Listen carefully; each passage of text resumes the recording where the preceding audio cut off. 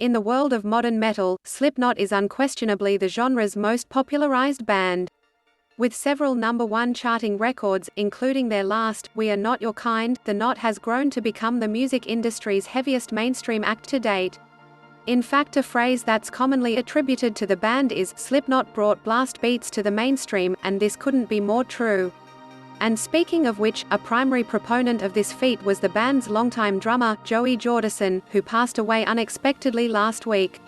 Despite Joey parting ways with the band in 2013, his renown, influence and legacy has remained with Slipknot and their fans over the last 2 decades, and it will seemingly never go away. Nevertheless, Slipknot's audience has only steadily grown within their last 2 album cycles. Apart from We Are Not Your Kind's charting success, the album just so happens to be the Nine's best album in years, and ultimately it has fans eagerly awaiting the possibilities for their next record. Rumors have been circulating about the recording and writing process for this follow-up album, but little is known outside of the fact it's in production.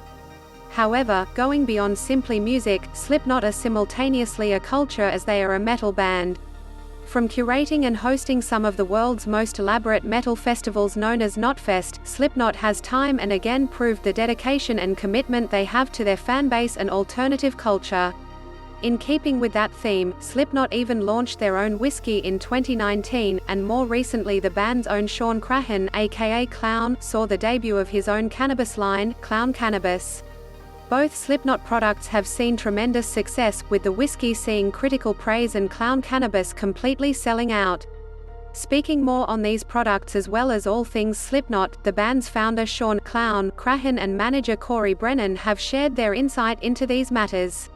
Note, this interview was conducted prior to the passing of Joey Jordison. How are you and the band preparing for your return to live shows and festivals in the coming months?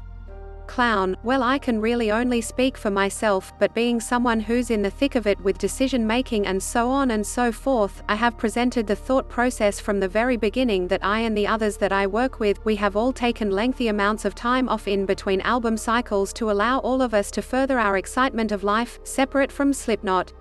I approached COVID like I just got done with 8 months of touring We Are Not Your Kind, we're going to go home, it's going to be a year or so and then I'm going to get back on the road and continue it.